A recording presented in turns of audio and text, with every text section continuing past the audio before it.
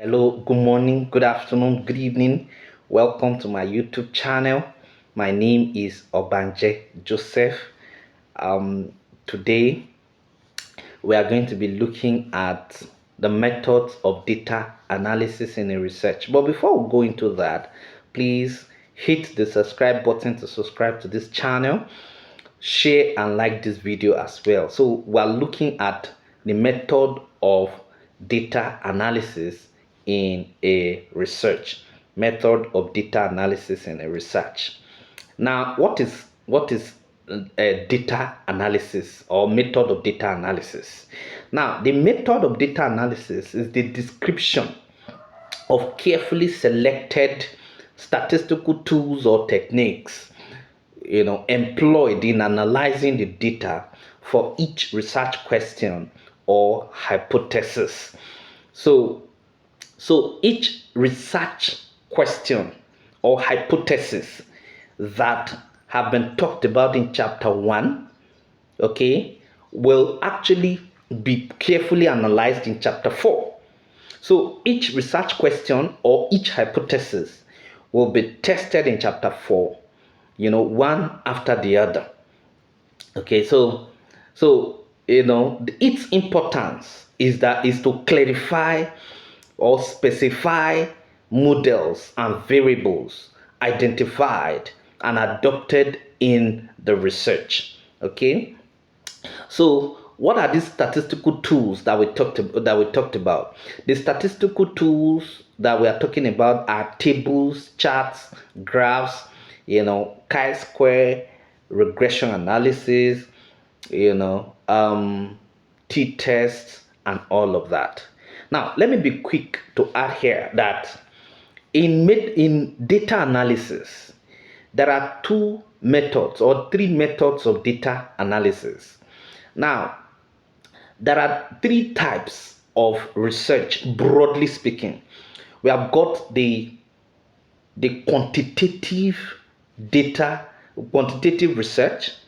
Now, quantitative research is a type of research that uses statistical or mathematical method, or statistical or mathematical tool of analysis in analyzing the data collected from the field.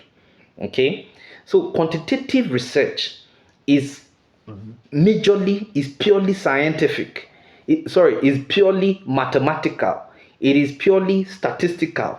It is purely calculation inclined. Okay, so if your research is actually a quantitative research, you have to use these statistical tools, okay, of the tables, charts, graphs, and chi-square, t-test, regression analysis, correlation coefficient, and all of that. Okay, but if the research is a qualitative research, you don't need to use the statistical tools. Okay, what you just need to use are philosophical approach, historical approach, descriptive approach, and all of that. Okay, or content analysis. Okay, so those are the things. Now, when we are talking about quantitative research, you bring in calculation method. When we are talking about uh, qualitative research, you do not need to use the calculation method to actually analyze your data. What you just need to do is the use of content analysis. And content analysis is basically about, it is like, literature review, but it is not just that. Now, when you are validating your proposition, now don't forget that if it is a qualitative research, what you use is proposition. Now, in validating your proposition, when you get to chapter 4, what you invariably do is that you take those propositions, you take them one after the other. Now, in proposition 1, let's say proposition 1 states thus. Now, there are findings that are in line with the proposition 1. Don't forget that when you are actually asking, when you are structuring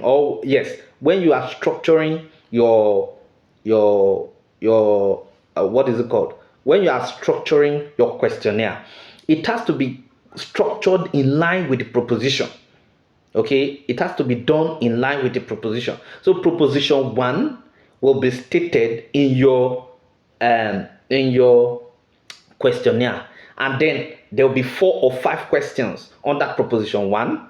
Proposition two will be stated, there will be 4 or 5 questions on that proposition two. Then proposition three will be stated, there will be 4 or 5 questions on that proposition three.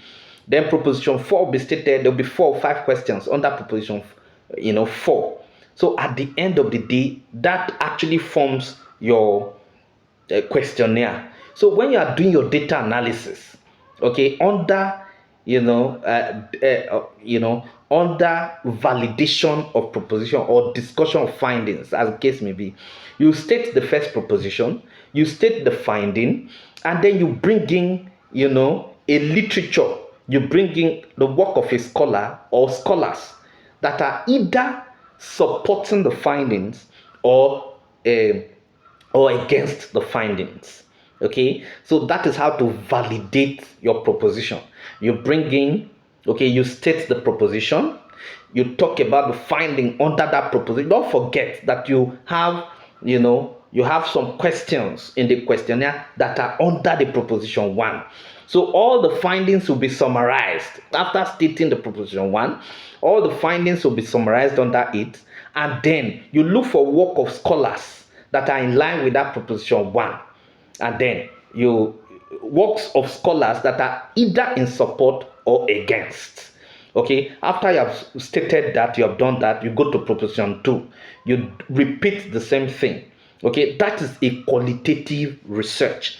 But in a quantitative research, if you test the first hypothesis, okay, if you test the first hypothesis, or you use the regression analysis or t-test to test the first hypothesis, you are actually going to, when you under your discussion of findings, okay, you either accept the the hypothesis, or you reject the hypothesis.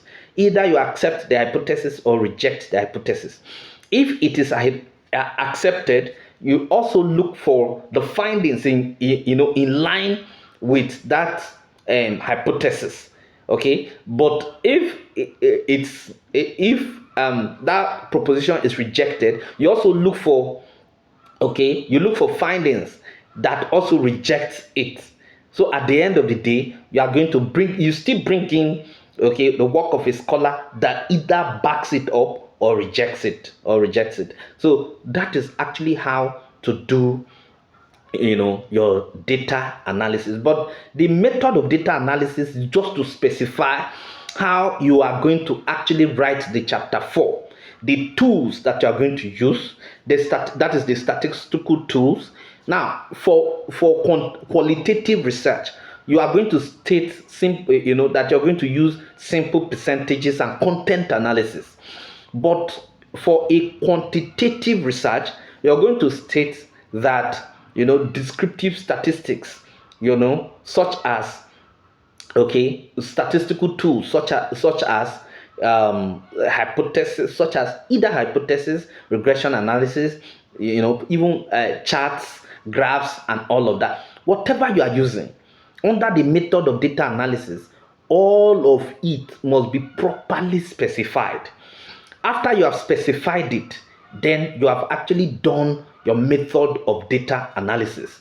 Okay, don't forget that 3.1, like I said, is research design. 3.2 is population of the study. 3.3 is sample size. 3.4 is sampling technique.